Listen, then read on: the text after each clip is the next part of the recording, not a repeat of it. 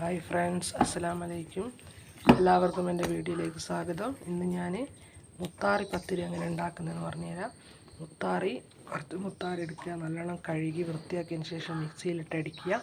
അതിന് ശേഷം മുത്താറി കുറച്ച് അരിപ്പൊടി ഇതിലേക്ക് ഇടുക. എന്നിട്ട് ഉപ്പും വെള്ളം കൂടിയും കുഴക്കുക നന്നായിട്ട്.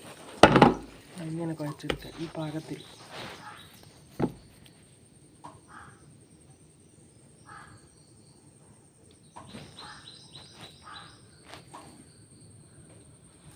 ഇത് സാധാരണ നമ്മൾ അരിപ്പത്തിരി ചുടുമ്പോൾ തന്നെ ഇങ്ങനെ ഉരുട്ടാക്കിയിട്ട് കല്ലും വെച്ചിട്ട് തിന്നുക. അപ്പോൾ ഈ മുത്താറി അരിയും കൂടിയും ചേരുമ്പോൾ ഇതിൽ മുത്താറി പകുതിയും അരി പകുതിയേ വരുന്നുള്ളൂ, കൂടുതൽ അന്നജം വരുന്നില്ല.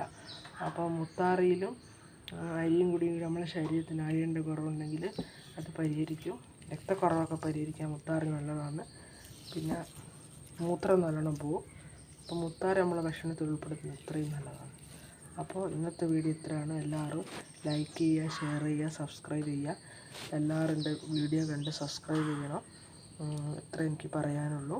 പിന്നെയെന്ന് പറയുന്നത് മുത്താറി പത്തിരി നല്ല ടേസ്റ്റാണ്. കളറ് സാധാരണ പത്തിരിനെക്കാട്ടിയും വൈറ്റ് കളറ് കുറവായിരിക്കും, തവിട് കൂടുതലുള്ള പത്തിരി.